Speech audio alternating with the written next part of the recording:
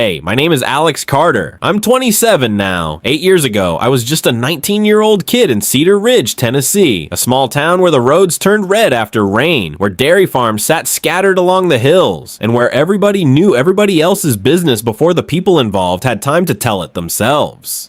I grew up poor. My father died when I was 12. My mother worked nights at the laundry until her back gave out. I dropped out of community college after one semester because we couldn't afford it. After that, I took whatever work I could find, loading crates at the feed warehouse, mending fences for farmers, delivering lumber in an old pickup that died on me at least once a week. I didn't have much, just calloused hands, a beat-up truck, and a love that felt bigger than anything I owned. Her name was Sophia Bennett. Sophia was 18. The only daughter of Richard Bennett, who owned the biggest farm in the county. Their house sat on the western hill, white fence, clean stables, a wide wooden porch that looked out over the valley. In Cedar Ridge, the Bennett place was the symbol of money and land and respect. I was just the laundry woman's son. Sophia never looked at me that way. The first time we really spoke, I was fixing a broken section of fence on her father's property. It was a brutal hot afternoon. I had my shirt soaked through and my hands full of splinters when she walked out carrying a glass of cold lemonade. She didn't hand it to me like she was doing charity. She just smiled and said, "You've been at it since morning. Drink before you pass out. Dad will blame me." That was how it started. At first, it was only short conversations behind the stables, then longer ones by the creek that ran behind their land. I told her about the small construction company I wanted to start one day. She told me she didn't want to spend her whole life being the Bennett girl, and she sure as hell didn't want to marry some man her father picked just because his pasture touched theirs. Sophia loved me in a way that was both gentle and stubborn. She never minded my muddy boots. She never acted embarrassed when I picked her up in that old truck. She never laughed when I said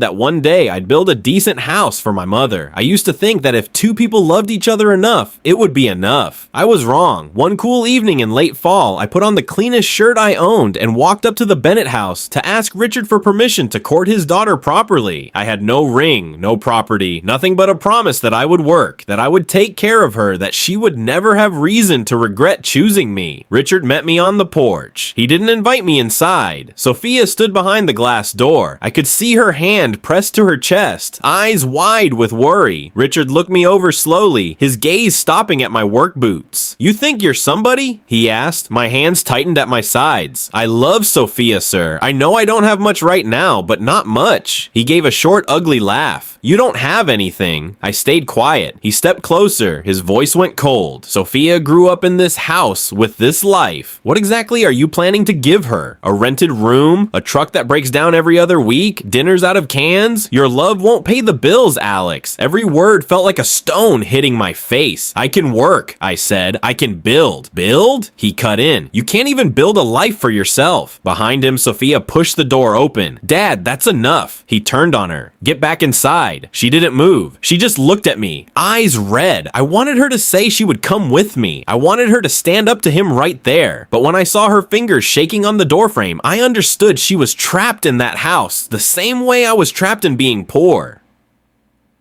Richard turned back to me. "You want to prove you're a man? Then go prove it somewhere else. But don't you come back here with empty hands." I don't remember walking down the hill. I only remember the dark road, the cold wind cutting across my face, and Sophia's voice calling my name behind me. The next morning before sunrise, she met me at the creek where we always used to talk. She wore an old wool coat, hair messy, eyes swollen from crying all night. "You're really leaving?" she asked. I had a worn duffel bag in my hand. "I can't stay here and let your father look at me like I'm dirt. I don't see you that way, but I will see myself that way if I stay and do nothing."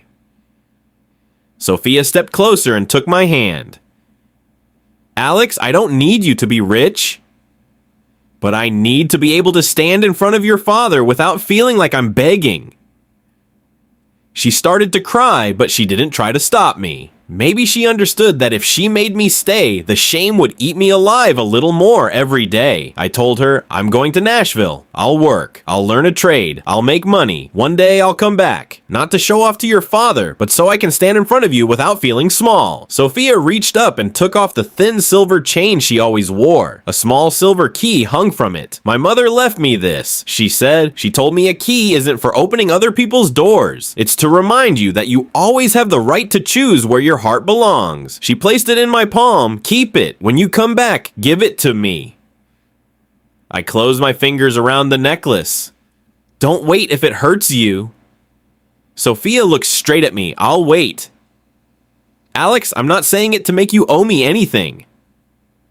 I'm saying it because I know what I want. I'll be on that porch with hot coffee the same way you used to stop by before work every morning. A year, 5 years, however long it takes. When you come back, if your heart still knows the way home, you'll find me there. I didn't let myself look back when I walked away because I knew if I did, I wouldn't have the strength to keep going. Nashville didn't welcome me. The city was too big, too loud, too fast. I rented a small room in a shared apartment with 3 other guys who worked different shifts. The bed was barely wide enough to turn over, and the window looked straight at a brick wall. At night, I could hear sirens and car doors slamming. I told myself it was temporary. I started on construction sites. Daytime, I carried rebar, mixed concrete, hauled debris until my back burned. At night, I watched free videos on my phone and learned how to read blueprints. I kept a cheap notebook in my back pocket and wrote down everything I didn't understand. Most mornings, I woke up before 5, still wearing yesterday's clothes, and went straight back to the job. Every time I wanted to quit, I took the silver key necklace out of my pocket and held it for a minute. When you come back, if your heart still knows the way home, you'll find me there. Sophia's words kept me moving when nothing else did. After almost 2 years, I got promoted to lead hand. I learned how to talk to suppliers without getting ripped off, how to keep a crew on schedule, how to fix mistakes before the inspector showed up.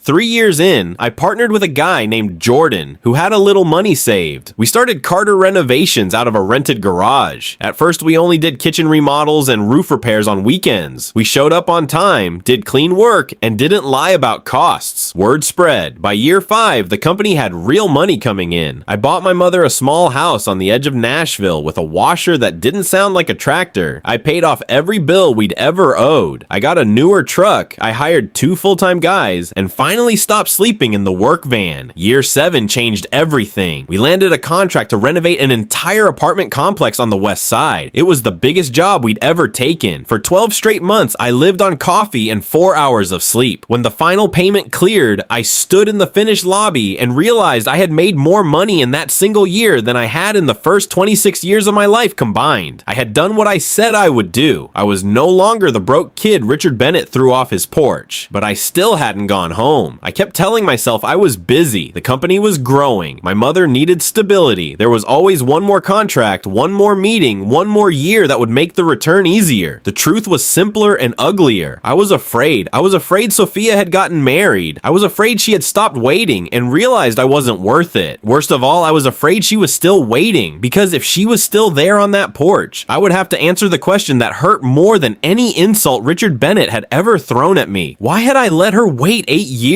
I moved into a high-rise apartment with floor-to-ceiling windows that looked over the whole city. I bought a watch that cost more than my first truck. I ate at restaurants where the menu didn't show prices. People shook my hand and called me Alex, like we'd known each other for years. The same people who used to ignore my emails now wanted to have lunch. None of it filled the quiet. At night, after the building went still, I would stand in the kitchen and look at the lights spread out below. I would think about a wooden porch in Cedar Ridge, about the smell of coffee Sophia used to bring out when I stopped by before work, about the way she laughed when I stole bites of apple pie cooling on the windowsill. I would take the necklace out and hold it until the metal warmed in my hand. The night I finally decided to go back, it was raining hard. We had just signed another big contract. There was a dinner, speeches, too many glasses raised in my direction. People kept saying I was at the top. I smiled, shook hands, said all the right things. When I got home, it was almost midnight. I loosened my tie in front of the mirror and looked at the man staring back. The suit fit perfectly. The watch caught the light. My face looked older, sharper, like someone who belonged in that apartment. My eyes were empty. I opened the drawer beside the bed and took out the small wooden box where I kept the necklace. The silver key was still there, a little dull from years of being carried in pockets and hands. 8 years. I had spent 8 years trying to become someone worthy of a girl who had already loved me when I had nothing. I sat down on the floor with my back against the bed and held the chain in both hands. For the first time in a very long time, I let myself cry.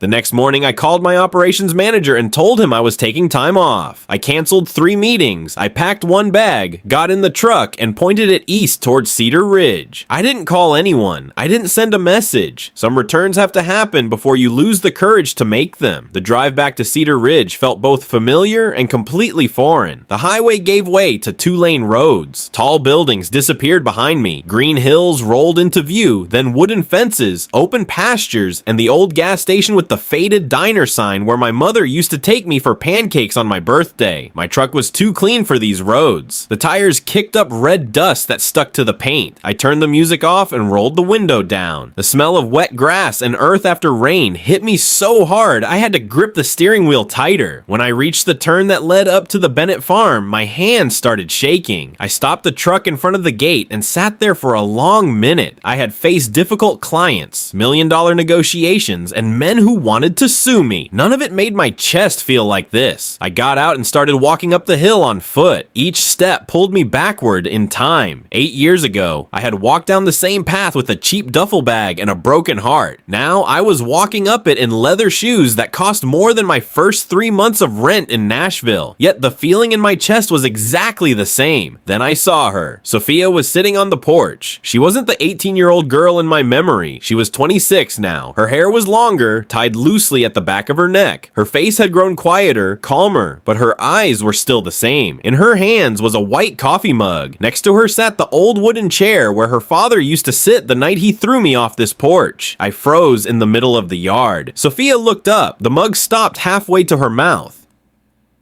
For a few seconds, the whole world went completely still. I wanted to say her name. I wanted to walk toward her. Instead, my knees gave out. I dropped down onto the red dirt, hands braced on the ground, and started crying before I could stop myself. 8 years of holding it in, the hunger, the exhaustion, the nights sleeping in the truck, the fear, the shame, all of it came out at once because she was still there. She was still sitting on that porch. Sophia stood up slowly. She didn't run. She walked down the steps one at a time like she needed to make sure this moment was real. When she reached me, I couldn't lift my head. I kept my eyes on the dirt between my hands. "I'm sorry," I managed to say, voice breaking. "Sophia, I'm so sorry. I took too long. I was stupid. I thought I needed to be rich enough, good enough, worthy enough." She knelt in front of me and placed her hand on my cheek. "Alex." I looked up. My vision was blurred with tears. Sophia was crying too, but she was smiling. "You're late," she said softly. "I've had to make fresh coffee so many times, I lost count." A sound came out of me that was half laugh and half sob. I reached into my jacket pocket with shaking fingers and pulled out the silver necklace. The key was still there, a little darker than I remembered. I held it out to her like an offering. I kept it the whole time. Sophia looked at the necklace. Fresh tears ran down her face. "I know. You couldn't have known. I knew in my own way." I placed the chain in her palm. She closed her fingers around it, then reached out with her other hand. "Come on," she said, "stand up. Come inside and have some coffee. Then you can tell me about the last 8 years. I took her hand. It wasn't soft the way I remembered. There were small calluses on her palm and short practical nails. I realized that while I had been building a company in Nashville, she had been carrying this place on her own. That thought made my chest hurt even more. We walked up the porch steps together. Sophia poured coffee into the same old white mug she had used the very first day I worked on their fence. I recognized the tiny chip on the rim. She set it in front of me. "You still have this?" I asked. She sat down across from me and looked out at the fields. "I kept a lot more than you probably think." The coffee was strong and hot, exactly the way I used to drink it when I was 19. I wrapped both hands around the mug and stared at the steam rising between us. For the first time in 8 years, I wasn't sitting in a glass tower looking down at city lights. I was on a wooden porch in Cedar Ridge, and the woman I had left behind was sitting across from me like no time had passed at all. Except everything had changed. Sophia didn't ask why I had taken so long. She didn't ask what took me 8 years. She just waited the same way she had waited every morning on this porch. I knew the story she was about to tell me would hurt. I also knew I had no right to ask her to protect me from it. I took a slow sip of coffee and looked at her.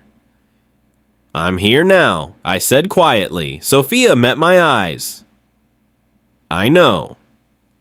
We sat in silence for a while. The only sounds were the wind moving through the trees and the occasional creak of the old porch boards. I could feel the weight of everything we hadn't said yet pressing between us. But for the first time since I left, I wasn't running from it. I was finally ready to hear it. Sophia didn't rush into the story. She refilled our coffee cups and looked out at the fields for a long time before she started speaking. Her voice was calm, almost quiet, like she had already lived through the pain and was only reporting what remained.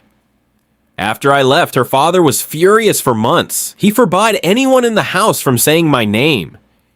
He told her I would forget her within a year, that I would find some city girl and never come back. Sophia didn't argue. She just kept living. The first year, she still checked the mailbox every afternoon. Nothing came. By the second year, she stopped walking down to the gate every day. But every Sunday morning, she still made 2 cups of coffee. One for herself, one she left on the porch. I didn't know if you were still thinking about me, she said. But I didn't want my promise to die just because you went silent. I couldn't look at her when she said that. I had written her so many letters in my head during those early years. I just never sent them. At first, because I was still poor. Later, because I was ashamed. The longer I waited, the harder it became to explain why I had stayed away.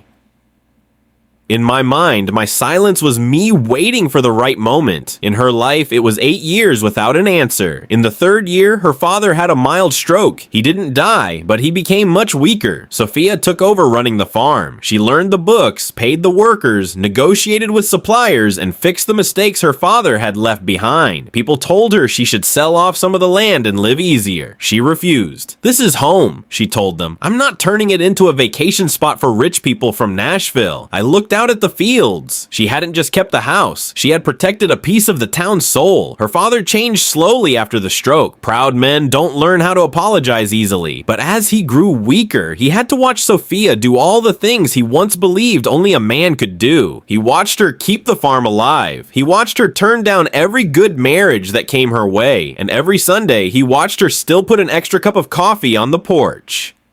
One afternoon, not long before he died, he called her to his room.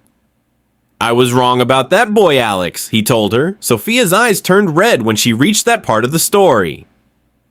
"What else did he say?" I asked. "He said he had mistaken being poor for being worthless. He said, if you ever came back, I should tell you he was sorry." I gripped the coffee mug so tightly my knuckles went white. Her father died in the 6th year after I left. I had spent years imagining the day I would return rich and successful, standing in front of Richard Bennett in a tailored suit so he would have to lower his eyes.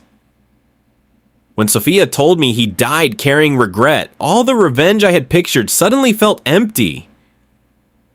The man I wanted to prove myself to was already gone, and the woman who had always believed in me, I had left waiting in silence. Sophia continued. After her father passed, several men started coming around. The manager at the local bank, a young doctor who had just moved to town, a widowed farmer from the next county. They were decent, respectable. They offered her a stable life. "Did you ever consider saying yes to any of them?" I asked. Even though I was afraid of the answer, Sophia looked out across the pasture. "There were days I was tired," she admitted. "Days I thought maybe it would be easier to have someone beside me, someone to help make decisions, someone so the whole town would stop looking at me like the girl who was waiting for a ghost." My chest tightened. "But you didn't accept any of them." "No, because of me." She turned to face me. "At first, it was because of you. Later, it was because of me. I realized I didn't want to marry someone just to stop being lonely. I could have loved again if my heart had wanted to, but it didn't. It kept leaving one chair empty on this porch. I couldn't hold it in anymore. Alex, I don't deserve you," she answered softly. "Maybe not, but love doesn't always start with who deserves who. Sometimes it starts with who is willing to become better after realizing they were wrong." That night, I stayed. Sophia made a simple dinner: grilled chicken, mashed potatoes, green beans. We ate at the old kitchen table. I told her about Nashville, about the early years sleeping in a cramped room, about the first real job, about the company, about my mother, about the nights I stood on my balcony and missed her so badly I couldn't breathe. She listened without interrupting. When I finally told her about the letters, 96 of them, one for every month I was gone, she looked at me for a long time. "You wrote letters?" I nodded. "Every month, but I never sent them. I kept thinking I would wait until I was more successful. Then the longer I waited, the more ashamed I felt. In the end, those letters just became proof of how much of a coward I was." Sophia was quiet for a while. "Do you still have them?" "Yes, in a box back in Nashville." Then I want to read them one day. They'll make you angry. Maybe they'll hurt. I've already been hurt, Alex, but if those letters are part of the truth, I want to know.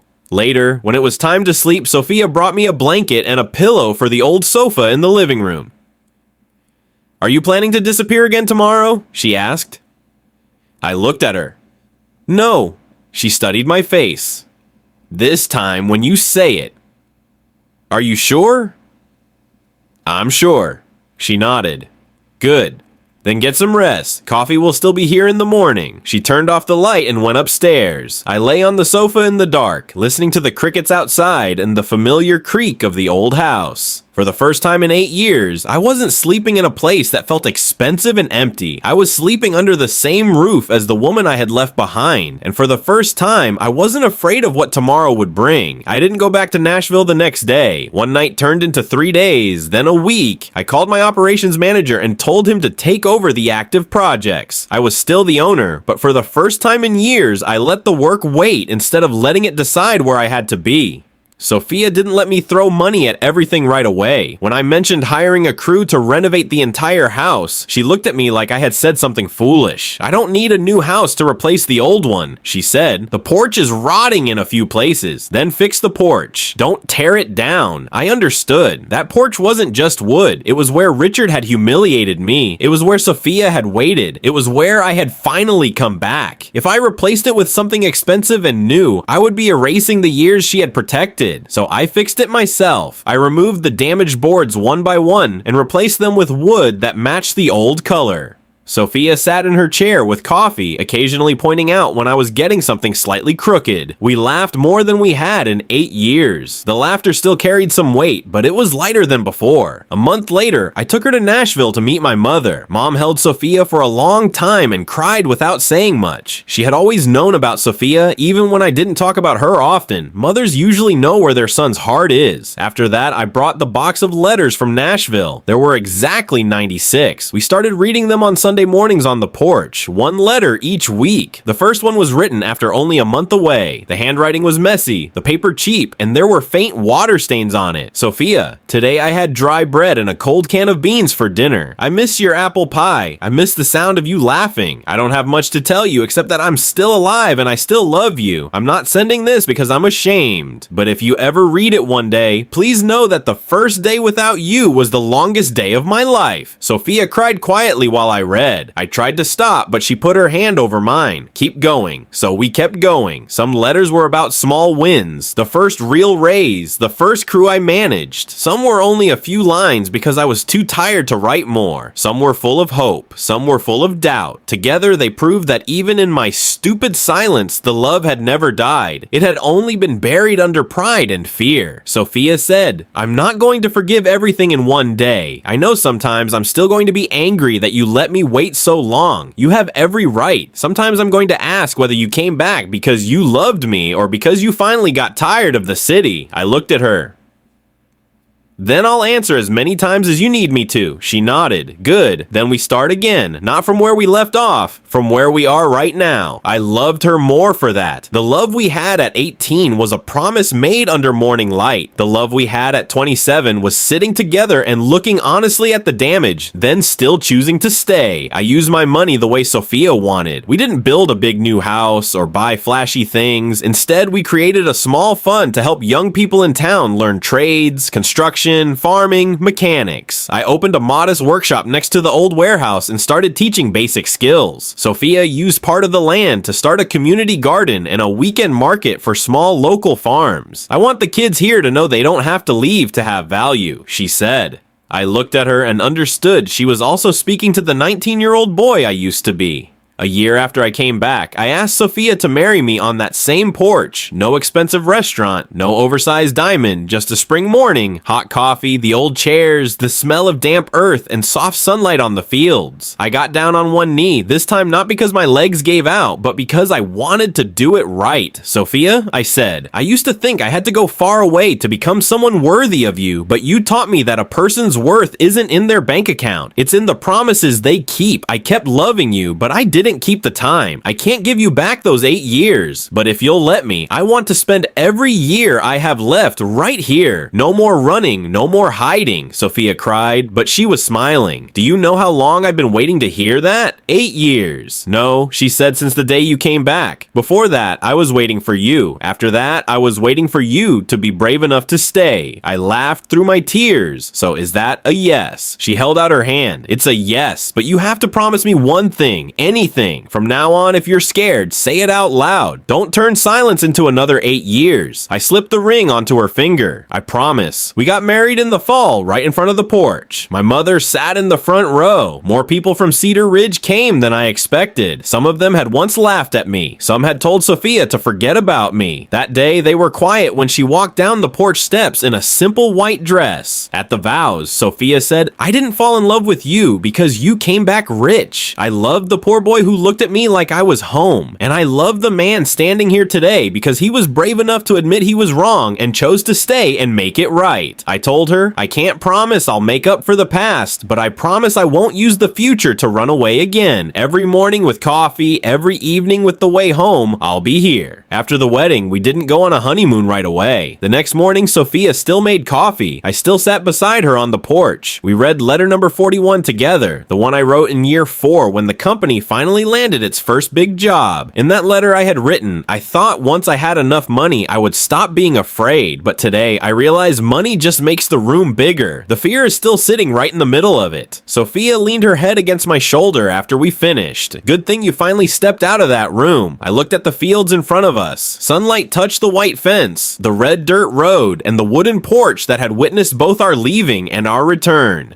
8 years was a long time. I will never say it wasn't. But some kinds of love, if they're still honest enough to come back, humble enough to apologize, and patient enough to heal, can grow again from the place you thought was lost forever. I left Cedar Ridge to find my worth. In the end, I found it exactly where I had left it, on a wooden porch beside a woman who still made hot coffee every morning. And in the gentlest words I had ever heard, you came home late, but I still saved your place.